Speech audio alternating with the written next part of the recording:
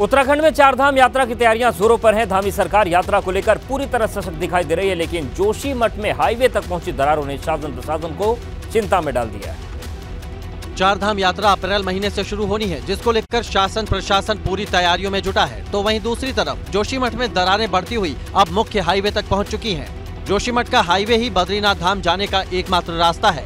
ऐसे में चारधाम यात्रा प्रशासन के लिए बड़ी चुनौती बनती जा रही है। जो अभी रूट है, जो भी एग्जिस्टिंग रोड है, उसको ठीक करने के निर्देश दिए गए हैं। ये भी निर्देश हुआ कि अभी कोई पहाड़ की तरफ कटान न करें उस रोड पे, जो है उसको ठीक कर दें। एक तरफ धामी सरकार चारधाम यात्रा को सुलभ बनाने के लिए युद्ध स्तर पर जुटी है, तो वहीं चारधाम यात्रा के लिए जोशीमठ से होकर बद्रीनाथ जाने वाले मुख्य मार्ग के अलावा कोई दूसरा विकल्प भी नहीं है। तो जोशीमठ से मरवाड़ी के बीच में जो इंटरनल जोशीमठ का रूट है, उसमें कई जगह धंसाव और क्रैक्स हैं, तो उसको भी ठीक करने को कहा गया है। हेलंग से जोशीमठ तक का 15 किलोमीटर का काम अभी पूरा नहीं हो पाया है। ये सड़क भी खस्ता हाल है। 22 अप्रैल से शुरू होने वाली चारधाम यात्रा के लिए जोशीमठ मुख्य पड़ाव है। ऐसे में धामी सरकार के लिए चारधाम यात्रा किसी बड़ी चुनौती से कम नहीं है।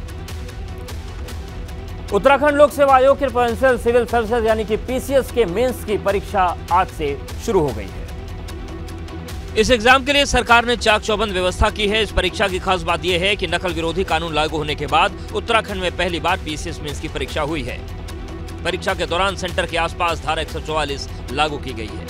उत्तराखंड लोक सेवा आयोग की पीसीएस की मुख्य परीक्षा जो 23 फरवरी से 26 फरवरी तक चलने वाली है, इसमें देहरादून, हरिद्वार और हल्द्वानी में सेंटर बनाए गए हैं। पीसीएस की इस परीक्षा में कुल 383 पदों के लिए सिलेक्शन होना है, जिसके लिए कुल 5636 अभ्यर्थियों को परीक्षा देना था, लेकिन 1378 अभ्यर्थियों ने आज परीक्षा नहीं दी। लगभग हर एक जगह बहुत ही सुचारू रूप से परीक्षा चल रही है।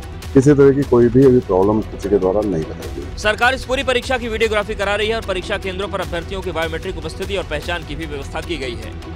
परीक्षाओं के लगातार लीक हो रहे पेपर के बाद छात्रों के मन में शंका जरूर है, लेकिन आशंकाओं को पीछे छोड़ते हुए परीक्षार्थी परीक्षा में शामिल हुए। 2 बार पहले ही परीक्षा में बदलाव किया गया था और अब आज 23 फरवरी को परीक्षा आयोजित की गई है और ये 26 फरवरी तक आयोजित की जाएगी और आगे भी ये उम्मीद है कि पूरी पारदर्शिता के साथ ये परीक्षा आयोजित होंगी। वहीं गाजियाबाद में लापरवाही की वजह से मरीजों तक जरूरी दवाएं नहीं पहुंच पा रही हैं और रखी लाखों की दवा एक्सपायर हो गई।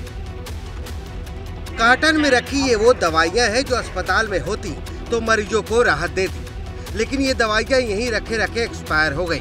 दवाइयों के निस्तारण के लिए शासन से ना तो बजट जारी हुआ और न ही इसकी कोई गाइडलाइन जारी हुई।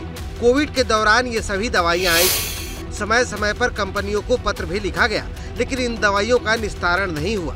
वो दवाइयां हैं जो कि रोजमर्रा की दवाइयां आपकी, यानी कि बुखार के लिए पैरासीटामोल है, बहुत सारी ऐसी दवाइयां हैं जो एंटीबायोटिक हैं, वो दवाइयां इनमें मौजूद हैं और वो दवाइयां हैं जो कि एक्सपायर होगी। जब ये मामला सुर्खियों में आया तो सिस्टम पर सवाल उठने लगे, लिहाजा गाजियाबाद सीएमओ ने इस संबंध में जांच समिति बनाने की बात कही। इसके एक जांच के आदेश दे दिए गए। कोरोना से संबंधित दवाई जिनकी अब उपयुक्तता नहीं है, उसके बाद भी एक जांच समिति के द्वारा उनके डॉक्टर सक्सेना साहब और एसएमओ के द्वारा जांच के आदेश दिए। सवाल है कि आखिर किसकी लापरवाही से लाखों की दवा मरीजों तक पहुंचने की बजाय गोदाम में ही खराब हो गई। प्रधानमंत्री नरेंद्र मोदी पर आपत्तिजनक टिप्पणी करने वाले कांग्रेस प्रवक्ता को दिल्ली एयरपोर्ट से गिरफ्तार किया गया। पवन खेड़ा की गिरफ्तारी उस वक्त हुई जब वो रायपुर में होने वाले कांग्रेस के अधिवेशन के लिए कांग्रेस में कई और नेताओं के साथ दिल्ली से फ्लाइट पर सवार हुए। तभी असम पुलिस ने पवन खेड़ा को गिरफ्तार कर लिया। इसके बाद कांग्रेस के बाकी नेता भी फ्लाइट से उतरकर धरने पर बैठ गए। ये मनमानी तानाशाही नहीं तो और क्या है?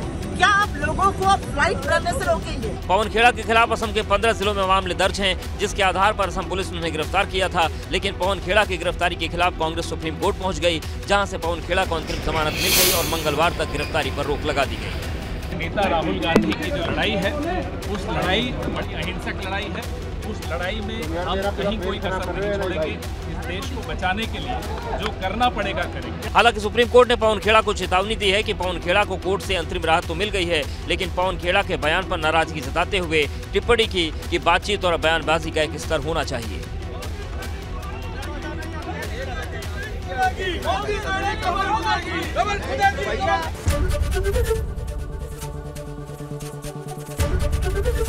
एबीपी गंगा, खबर आपकी, जुबान आपकी।